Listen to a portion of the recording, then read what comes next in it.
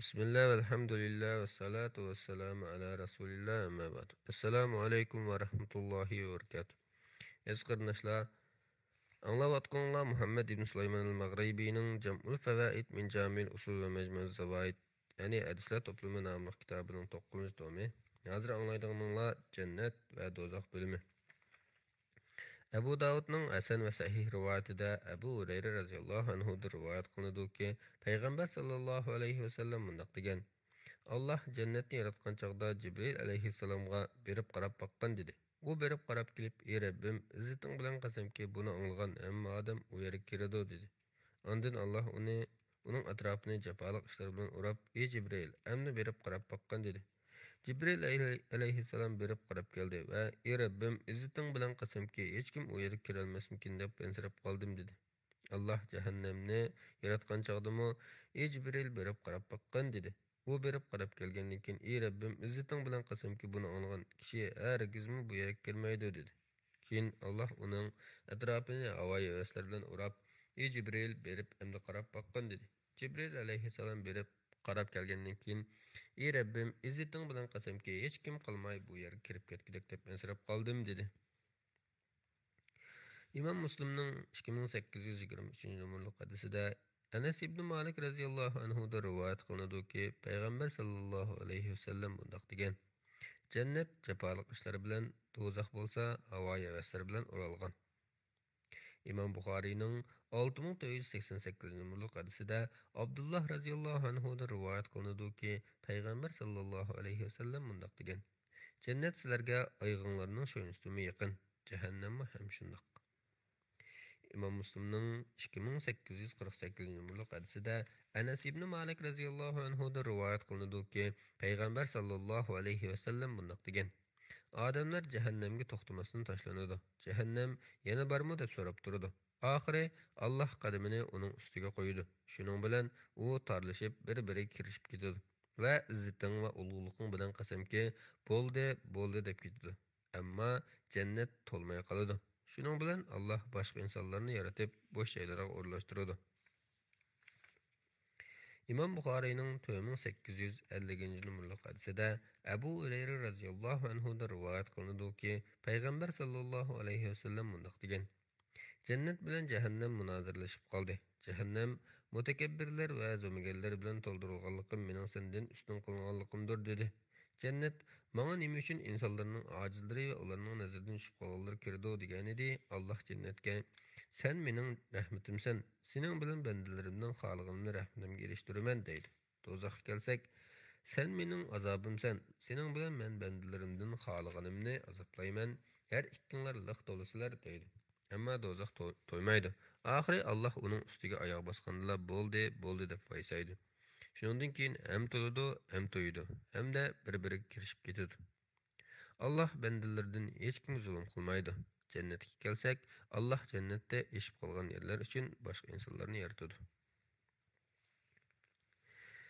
İmam Müslim'nin 185. numaralı hadisinde Ebu Said radıyallahu anhu da rivayet kılınadı ki Peygamber sallallahu aleyhi ve sellem mundaq degan: Cehennemde menge qaldığanlar cehennemde ya ölmeydi ya ki tirilmeydi.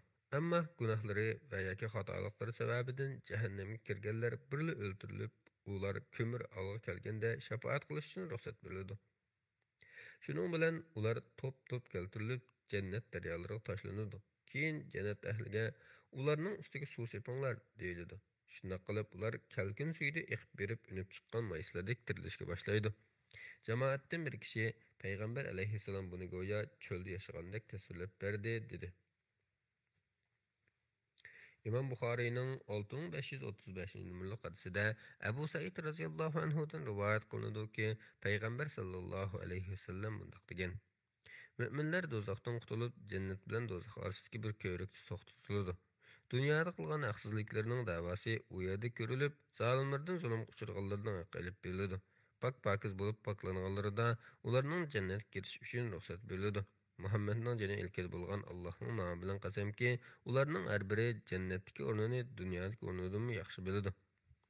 İmam Buxariyning 6558 numaralı hadisida Jabir radhiyallohu anhudan mundaq rivoyat qilinadi.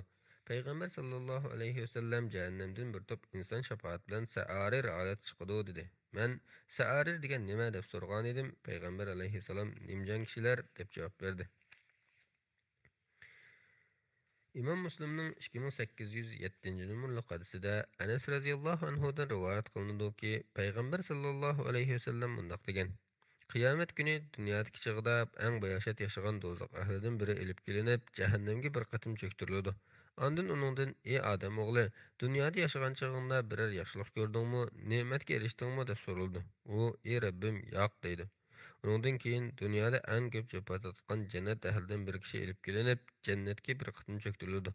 Andın ey adam oğlu, qiyinçilik tattыңmı, yoxsulluq gördüңmü deyildi. O, ey Rabbim, hiç qandaq qiyinçilik tartmadım, yoxsulluqmu körmedim deydi. İmam Müslim'nin 186 numaralı hadisinde Abdullah ibn Mesud radıyallahu anhu'dan rivayet kılındı ki Peygamber sallallahu aleyhi ve sellem mundaq degen. Men hemmenin ahırda dozaqdan çıkıdığan ve hemmenin ahırda cennet girdiğan kişini bilimen. O kişi ömlep cehennemden çıkıdı. Allah onunla barğın cennet girgin deydi. O cennet giriş için manganda közüge uyar tolup ketkenlik görünüdü. Şunun bilen o qaytıp geledi ve "Ey Rabbim cennet tolup ketipdi" deydi. Allah onunla barğın cennet girgin deydi. O barıdı ve közüge uyar yana tolup ketkendek göründü. Şunun bilen qaytıp gelip "Ey Rabbim cennet tolup ketipdi" deydi. Allah yani onunla barğın cennet kirgin sen üçün o yerde dünya ve onun 10 nesledek ketken yeri bar deyildi. O kişi sen padişah durup beni mesir kılıvatam sen deydi. Ravi mundaqtaydı. Peygamber aleyhisselam sözep müşer kelgen külüp ketdi. Sahabiler ani şu cennet ehlinin en töven derecesidir deyişetti. İmam Müslim'nin 187 numaralı hadisinde Abdullah ibn Mesud radıyallahu anhu'da rivayet kılındı ki Peygamber sallallahu aleyhi ve sellem mundaq degen.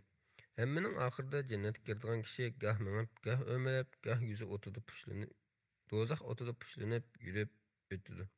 Onda ötüp bolgandan keyin arıqsa qarab, meni senden qutuldurgan Allah nemi degen ulug, Allah manga burunqilar va keyinkilardan hech kim bermagan narsalarni berdi deydi. Däl şu çağda onun aldıda bir daraxt payda buludu. O kişi daraxtni görüp, "Ey Rabbim, meni bu daraxtga yaqinlashtirgin. Onun sayısı sayday, bulquning suydan içey" deydi. Allah, "Ey Adam balası, bunu sana bersem, aqşam başqasını soraysan" deydi. O, "Ey Rabbim, başqasını soramayman" dep va'da berdi. Amma Allah onun sabır qila olmaydiganligini bilganligi uchun özürsünü qabul qildi va uni daraxtga yaqinlashtirdi. U daraxt tubida saydaydi. Suydan ishidi. Keyin uningga texmi chiroyli bir daraxt ko'rinadi. Buni ko'rib, "Ey Rabbim, meni uningga yaqinlashtirgin. Uning suyidan ichay. Sayasida sayday. Buningdan boshqa narsa so'ramayman" deydi. Allah uningga, "Ey odam bolasi, buningdan burun boshqa narsa so'ramaydiganligingga va'da bermaganmiding? Agar men seni uningga yaqinlashtirsam, uningdan boshqasini so'raysan" deydi. Ve onundan başkasını sormaslıkka va'da alıdı. Ama Allah onun sabır kılalmaydiganligini bilganlik üçün özürsünü qabul qilib, uni daraxtga yaqinlashtirdi. U daraxt suyida saydab, uning suyidan ichidi. Keyin uningga jannat darvozasi oldida oldinqilardanmi chiroyli bir tüp daraxt ko'rinadi. U daraxtni ko'rgan kishi: "Ey Rabbim, meni uningga yaqinlashtirgin. Uning soyasi sayday, suyidan ichay. Buningdan boshqa hech nima so'ramayman" deydi. Allah, "Ey Adem balası, bunundan burun başına sormaslıkka man vəz vermegenmedin" deydi. O, "Ha, ey Rabbim, bunundan başqa bir narsa sormayman" deydi. Amma Allah onun sabır qila olmaydiganligini bilganligi uchun özürsünü qabul qilib, uni daraxtga yaqinlashtirdi. U daraxtga yaqinlashgan vaqtida jannat ahlining ovozlarini anglaydi-da, "Ey Rabbim, meni u yer kirgizgin" deydi. Allah, "Ey Adem balası, sana nima bersem sendan qutulaman, dünya va shuning bir barobarini bersam rozi bo'lamsan" deydi. U, "Ey Rabbim, sen alemlerning parvardigori turib meni masxir qilyapsan" deydi. Mush yerga kelganda Ibn Mas'ud kuldi va "Mendan nima uchun kulganimni so'ramamsizlar" dedi. Uningdan "Nima uchun kulding" deb so'ralgan edi. U mundaq dedi: Peygamber aleyhisselamın mush yerga kelganda kuluvdi. Sahabilar: "Ey Rasululloh, nima uchun kulding" deb so'rashdi. Peygamber aleyhisselam bende "Ey Rabbim, sen alemlerning parvardigori turib meni masxir qilyapsan" deganda Allah kulib ketib, "Seni masxir qilbatmayman, balki men xohlaganimni qilishga qodirman" degan. "Men shuning uchun kulyapman" dedi. İmam Buxariyning 3265 numaralı hadisida Abu Hurayra radhiyallohu anhudan rivoyat qilinadi ki Peygamber sallallohu alayhi ve sellem Sizlar yaqayotgan bu o't jahannam o'tining 77sining bir parchasidir dedi. Uningga: "Ey Rasululloh, mushu o'tmi azoblanishga yetarlikqo?" deyilgan edi. U: "Jahannam o'ti bundan 69 hassa ortiq bo'lib, har bir hassasining harorati mushu o'tning harorati bilan tengdir" dedi.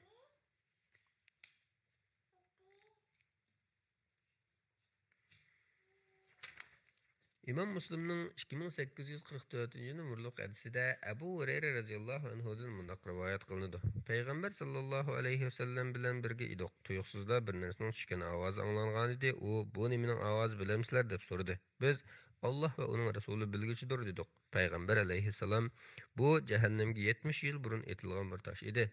Mana emdi onun qariga yetip bardi dedi.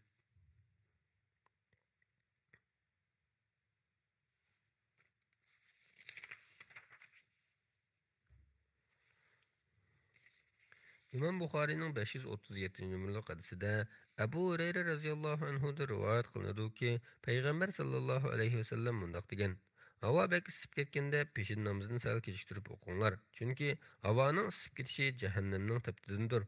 Jahannam Rabbiga shikoyat qilib, bir qismim yana bir qismini yeb tugatdi dedi. Shuning bilan uning qishda bir, yozda bir nafas olishiga ruxsat berildi. U nafasga to'g'ri kelgan vaqtlar yozning eng issiqi bilan qishning eng sovuq kunidir. Tirmizining sahih rivoyatida Abu Hurayra radhiyallohu anhudan rivoyat qilinadi ki, Payg'ambar sallallohu alayhi vasallam mundaq degan: Qiyomat kuni jahannamdan ko'radigan ikki ko'zi, anglaydigan ikki quloqi va so'zlaydigan bir tili bor bosh chiqadi. Va mundaq deydi: Men mundaq uch kishini o'zimga tortishga buyurildim. Biri Allohga sherik keltirgan mushrik, yana biri zolimlikda chingtirgan zo'ravon, uchinchisi rassom. İmam Müslim'nin 2842 numaralı hadisinde Abdullah ibn Ömer radıyallahu anhu'dan rivayet kılındı ki Peygamber sallallahu aleyhi ve sellem mundaq degan: O gün cehennem 70 ming arqon bilan keltirildi. Her bir arqonni 70 ming farishta so'raydi. İmam Müslim'nin 211 numaralı hadisinde Ebu Said Hudri radıyallahu anhu'dan rivayet kılındı ki Peygamber sallallahu aleyhi ve sellem mundaq degan: Cehennemde en yenik azap duçar bolgan kişiге o'tdan ikki oyoq kiydirilib qo'yiladi. Shu oyoqning haroratidan uning mingisi qaynab ketadi. İmam Müslimning 2845 numaralı hadisida Samura ibn Jundub radhiyallohu anhu'dan rivoyat qilinadi ki, Payg'ambar sallallohu alayhi va sallam mundaq degan: Cehennem o'ti ulardan ba'zilarining ho'shqigacha, ba'zilarining tizig'icha, ba'zilarining biligicha, yana ba'zilarining bo'ynigacha kuydiradi.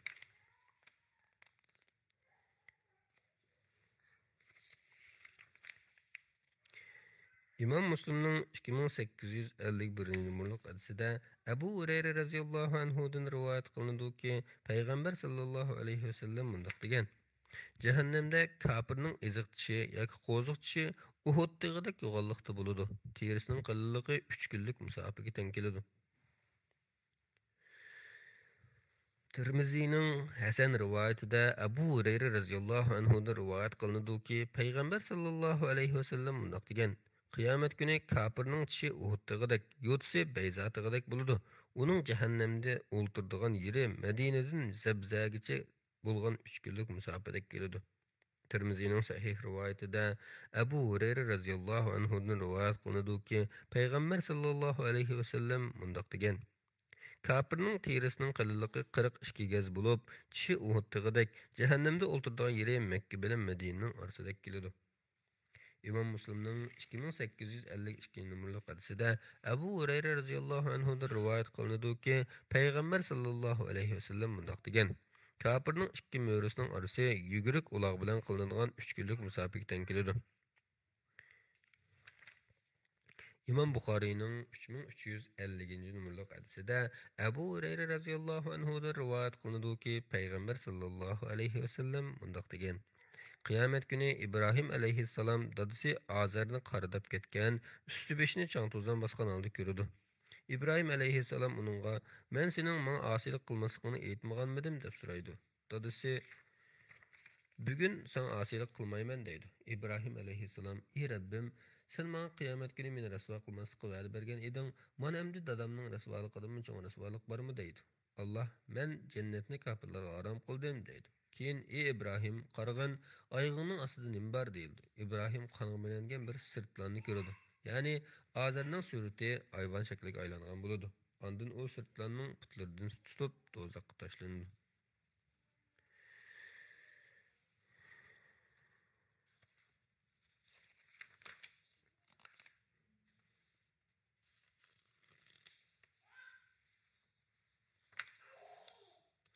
İmam Buxariyning 7444 numaralı hadisida Abdullah ibn Qays radhiyallohu anhudan rivoyat qilinadiki, payg'ambar sallallohu alayhi vasallam mundaq degan: Qachillari va ichidikilari kumushdan bo'lgan ikki jannat, qachillari va ichidikilari oltindan bo'lgan ikki jannat bor.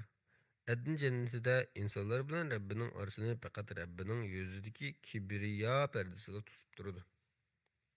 İmam Müslim'nin 2838 numaralı hadisida Abdullah ibn Qays radhiyallohu anhudan rivoyat qilinadi ki, Peygamber sallallahu aleyhi ve sellem mundaq degan: Mü'minning jannatda egizligi 60 mil keladigan kavak marvoyatda yasalgan bir chediri bo'ladi. İmam Müslim'ning 2838 numaralı hadisida yana mundaq deyilgan: U chedirda mü'minning ayollari bo'ladi. Mü'min ularni bir-birlab aylanib chiqadi. Ya'ni jinsiy munosabat bo'ladi. Ular chedirning kengligidan bir-birini ko'rmaydi. İmam Buxariyning 3253 numaralı hadisida Abu Hurayra radhiyallohu anhudan rivoyat qilinadiki, payg'ambar sallallohu alayhi vasallam mundaq degan: Jannatda bir tut daraxt bor bo'lib, uloqliq safar qilgan kishi uning soyasida 100 yil mangadi. Agar xohlasanglar, Allohning hamisha turadigan soyidan degan oyatni o'qinglar. Biringlarning jannatda o'qiyachilik yeri bo'lgani ustiga quyosh tushgan va potgan narsalardan, ya'ni butun dunyoda yaxshiroqdir. Tirmiziyning sahih rivoyatida Ubada ibn Samit radhiyallohu anhudan rivoyat qilinadiki, payg'ambar sallallohu alayhi vasallam mundaq degan: Jannatda 100 daraja bor bo'lib, har bir darajaning orasi yer bilan osmonchilik keladi. Firdavs jannati bularning eng oliy darajasidir. Chunki jannatning 4 daryosi u yer Firdavs jannatidan etilib chiqadi. Erishma ham uning ustida. Shunga Allohdan so'ragan chog'inglarda Firdavs jannatidan so'ranglar. Tirmiziyning sahih rivoyatida Anas ibn Malik radhiyallohu anhudan rivoyat qilinadiki, payg'ambar sallallohu alayhi vasallam mundaq degan: Attigan yoki kechda Alloh yo'lida safarga otlanish dunyo va uning ichidagi barliq narsalardan afzaldir. Biringlarning jannatda o'qiyachilik yoki qo'lining o'rnichilik yeri bo'lgani dunyo va uning ichidagi barliq narsalardan yaxshiroqdir. Agar jannat ahlining ayollaridan biri zaminga qaraydigan bo'lsa, butun dunyo va uning ichidagi barliq narsalarni nurlantirib o'tadi. Osmon bilan yerning orasi nihoyat esil xushbaroqqa to'lib ketadi. Uning beshiga ortib olgan yog'liqi dunyo va uning ichidagi barliq narsalardan yaxshidir. İmam Tirmiziyning sahih rivoyatida Said ibn Abu Waqqas radhiyallohu anhudan rivoyat qilinadiki, payg'ambar sallallohu alayhi vasallam mundaq degan: Agar jannatga tirnoqchilik narsa ko'rinsa edi, osmon bilan yerning orasi go'zallik purkangan bo'ladi. Agar jannat ahlidan biri ko'rinib, bilayzukini ko'rsatsa edi, xuddi quyosh nuri yulduzlarning nurini to'sib qo'ygandek, u bilayzuk quyosh nurini to'sib qo'ygan bo'ladi. Tirmiziyning sahih rivoyatida Muaviya radhiyallohu anhudan rivoyat qilinadiki, payg'ambar sallallohu alayhi vasallam mundaq degan: Jannatda suv dengizi, asal dengizi, sut dengizi va sharob dengizi bor bo'lib, daryolar bulardan shoxlab chiqadi.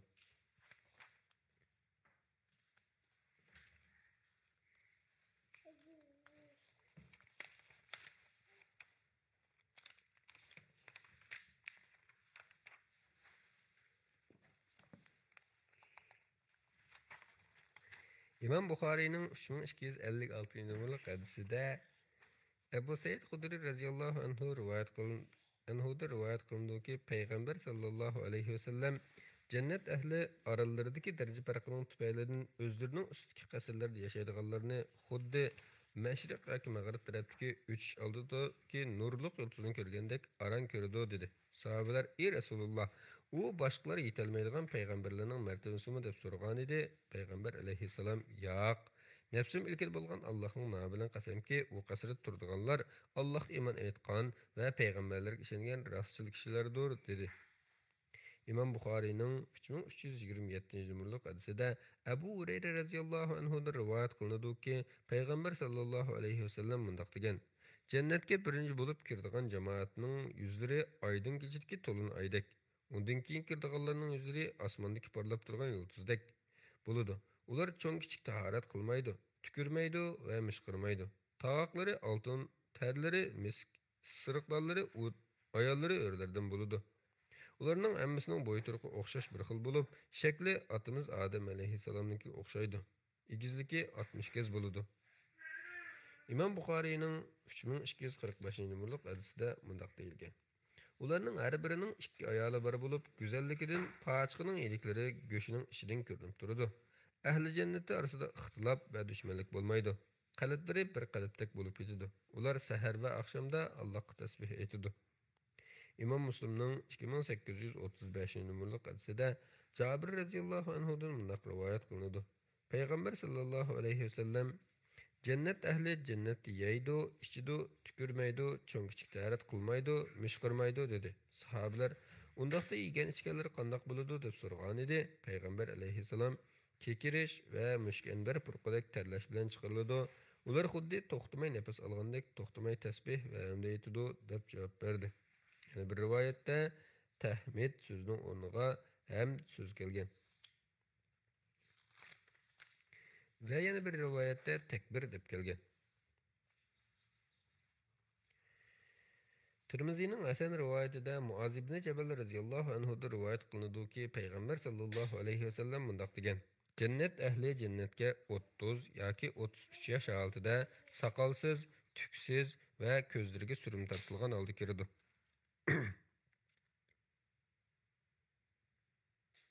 Tirmizining Hasan va sahih rivoyatida Anas ibn Malik radhiyallohu anhudan mundaq rivoyat qilinadi. Payg'ambar sallallohu alayhi vasallam jannatda mu'minga munchilik jama kuchi beriladi dedi. Sahabelar: "Ey Rasululloh, buning taqati yetamdi?" deb so'ragan edi. Payg'ambar alayhissalom: "Ha, uningga 100 kishilik jinsiy quvvat beriladi" dedi. Tirmizining sahih rivoyatida Abu Said Xudri radhiyallohu anhudan rivoyat qilinadiki, payg'ambar sallallohu alayhi vasallam mundaq degan: Mümin kishi jannatda farzandlik bo'lishni xohlasa, homildor bo'lish, tug'ish, cho'ng bo'lish deganlar bir pasning ichida uning xohlaganicha vujudga chiqadi.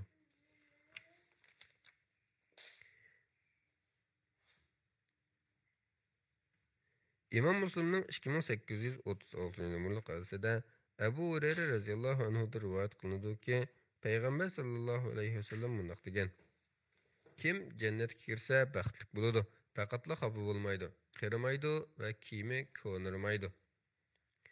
İmam Buxariyning 6520-numurlik hadisida Abu Said Xudri radhiyallohu anhudan rivoyat qilinadiki, payg'ambar sallallohu alayhi vasallam qiyomat kuni yer shari faqat bir nondek bo'ladi.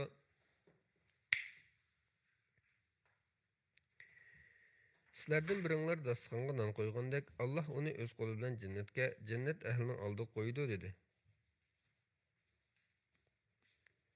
Yahudlardan biri kelib, "Ey Abu Qasim, ya'ni Muhammad alayhissalom, rahmon bo'lgan Alloh sana barkat bersin. Qiyomat kuni jannat ahliga berilgan ziyofatning nimaligini aytib beraymi?" dedi. Payg'ambar alayhissalom qani aytqin degan edi. U qiyomat kuni yer shari faqat bir nondek bo'ladi deb so'z boshladi va payg'ambar alayhissalom aytib bergan hadisning o'z aynini aytib berdi. Buni anglagan payg'ambar alayhissalom biz qarab kulib ketdi. Ondan u Yahudi jannat ahlining aralashtirib yeydigan narsani aytib beraymi dedi. Payg'ambar alayhissalom bo'ladi degan edi. U öküz bilan beliq bo'lib, ularning jigarlarini 70 ming odam yeydi dedi.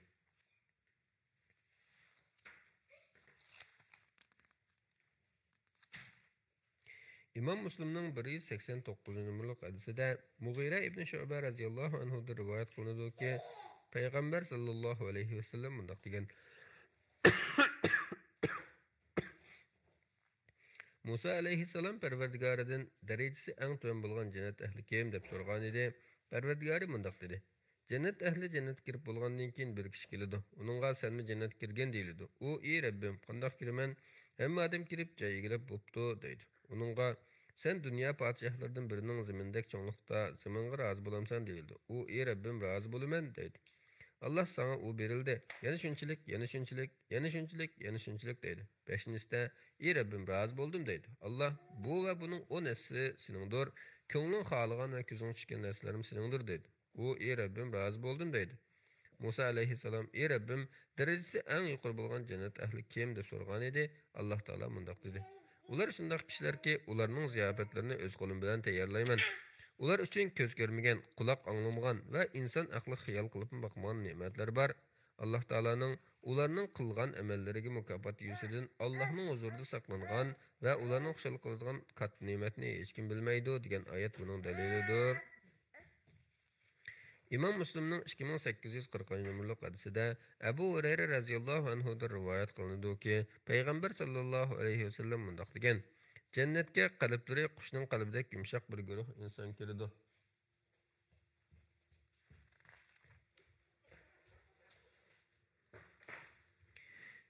Abu Davudning sahih rivoyatida Harise ibn Vahb radhiyallohu anhudan rivoyat qilinadiki, payg'ambar sallallohu alayhi vasallam mundaq degan: Qo'pol va mutakabbir kishi jannatga kirmaydi. İmam Buxariyning 2348 numaralı hadisida Abu Hurayra radhiyallohu anhudan mundaq rivoyat qilinadi.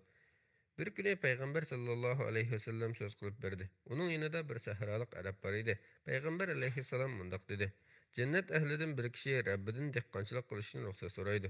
Alloh uningdan sen xohlagan narsaga ega emasmi deb so'rasa, u albatta shundoq, ammo men dehqonchilikni yaxshi ko'raman deb javob berdi. Shuning bilan uning ruxsat beriladi. U urug'tariydi. Urug' bir pas o'nib chiqib pishib yetiladi. Usul yig'iladi. Mahsulot tog'lik to'yilib ketadi. Alloh uningga: "Ey odam bolasi, sening ko'zing to'ymaydi, bularning hammasini olgin" deydi. Payg'ambar alayhissalomning yanında o'tirgan sahrolik qarab: "Sen bundaq ikromga ega bo'lgan kishilarni faqat Quraysh va ansarlardan topishing mumkin. Chunki ular dehqon, ammo biz dehqon emasmiz" dedi. Bu so'zni olgan payg'ambar alayhissalom kulib ketdi.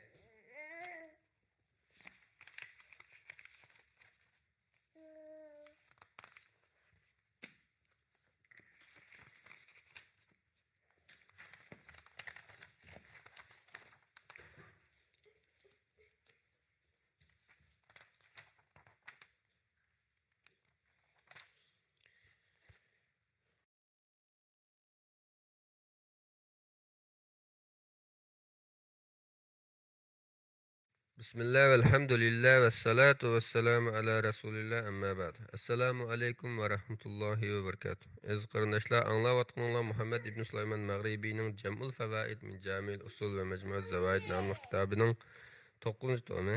Hazır anlaydıqınlar cennette Allah'ını görüş. İmam Buxariyning 554 numaralı hadisida Jarir ibn Abdullah radhiyallohu anhudan mundaq rivoyat qilinadi.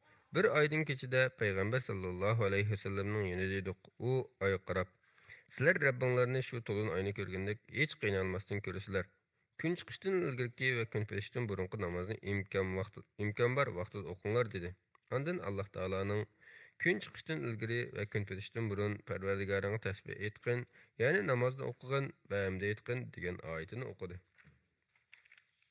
İmam Müslimning 181 numaralı hadisida Suhayb radhiyallohu anhudan rivoyat qilinadiki, payg'ambar sallallohu alayhi vasallam mundaq degan: Jannat ahli jannatga kirgan chaqda Alloh taolo ularga yana boshqa bir narsa xohlamsizlar deydi. Ular jannat ahli: "Sen bizning yuzimizni oqartmadingmi? Do'zaxdan qutqizib jannatga kirgizmadingmi? Buningdan boshqa bizga yana nima kerak bo'lsin?" deydi. Dal shu chaqda hijob ko'tariladi. Shuning bilan Rabbini ko'rish ularga berilgan eng cho'ng baxt saodat bo'ladi. Yana bir rivoyatda mundaq kelgan: Ondan payg'ambar alayhissalom: "Yaxshi ish qilganlar jannatga va Allohning jamolini ko'rishga noil bo'ladi. Ularning yuzlarini xorliq qoplamaydi. Ya'ni ularga g'am qayg'u va parishonlik ko'zlanmaydi. Ana shular ahli jannat bo'lib, jannatda mangu qolg'uchilardir" degan oyatni o'qidi.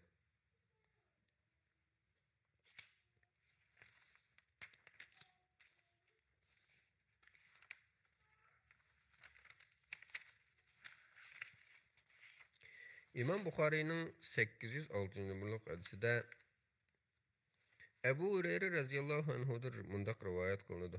Kishilar payg'ambar sallallohu alayhi vasallamdan: "Ey Rasululloh, biz qiyomat kuni Rabbimizni ko'ra olamdiq" deb so'radi. Payg'ambar alayhissalom: "Bulutsiz oydan kechida to'lin oyni ko'rishdan shak qilamsizlar" dedi. Ular: "Yo'q ey Rasululloh" deyishdi. Payg'ambar alayhissalom: "Bulutsiz bir kunda quyoshni ko'rishdan shak qilamsizlar" dedi. Ular yana "Yo'q" dedi. Payg'ambar alayhissalom: "Xuddi shuningdek, albatta Allohni ko'rsalar. Qiyomat kuni insonlar bir joyga yig'iladi. Alloh taolo kim dunyoda nimaga cho'qingan bo'lsa shunga ergashsin" deydi. Buningga binoan ba'zilar quyoshga, ba'zilar oyga, ba'zilar tog'utga ergashadi. Oxirida bu ummat bilan munofiqlar qilib qoladi. Alloh taolo ularning oldiga kelib: "Men sizlarning Rabbinglarman" deydi. Ular: Rabbimiz bu yer kelmegiçe biz bu yerden ayrılmaymiz. Rabbimiz kelgende biz onu tanıyalaymiz deydi. Ondan Allah ularning oldiga ular bildigan suratda kelib, "Men sizlarning Rabbinglarman" deydi. Ular shundoq, "Sen bizning Rabbimizsan" deydi. Ular Allah ularni chaqirdi. Ondan jahannam ustiga pilsirat ko'rik qurildi. Payg'ambarlardan ummati bilan birinchi bo'lib o'tadigan men bo'laman. U yerda payg'ambarlardan boshqa hech kim so'zlamaydi. Payg'ambarlarning u kungi so'zi "Ey Rabbim, salomat o'tkazgin" deyishdan iborat bo'ladi. Jahannamda sa'dan tikiniga o'xshash temir qamoqlar bo'ladi.